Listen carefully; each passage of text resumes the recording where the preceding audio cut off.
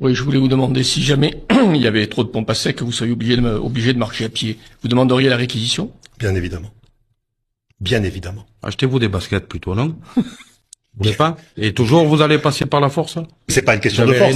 Est-ce que c'est bien mais de vous avez bloquer pas un pays? de faire ça? Vous êtes là à nous expliquer, il y a un problème social, sociétal, il y a un problème. Les assiettes, elles sont vides, vous le comprenez?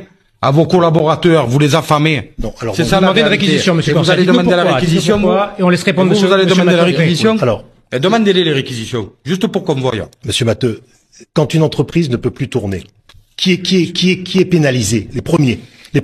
Quand on peut plus se déplacer, quand on peut plus bouger, quand on peut plus, aucune mobilité n'est possible parce qu'il y a plus d'essence. Est-ce que vous pensez mais c'est que un service pas... public, le raffinage? C'est la pas... distribution du carburant, c'est un service public. Vous pouvez pas et bloquer vous voulez un tout, pays. La concurrence, les aides, et en même temps, dire, dès qu'on a un petit P, si les conséquences de vos politiques de bas salaire d'exploitation, là, que vous êtes en train de payer, et si les commandes que vous passez au gouvernement, et dès qu'il y a un petit P, hop, réquisition. Sur la question des réquisitions, vous vous avez senti c'est touché, monsieur Matteux. Si l'État réquisitionne, vous faites quoi? Mais je vous le dis, on fera en sorte que les réquisitionnés ne puissent pas accéder à leur poste de travail et ils n'iront pas. Mais vous irez contre la République? Si le préfet demande quelque chose. Mais vous pensez, vous, le MEDEF, que vous êtes la République?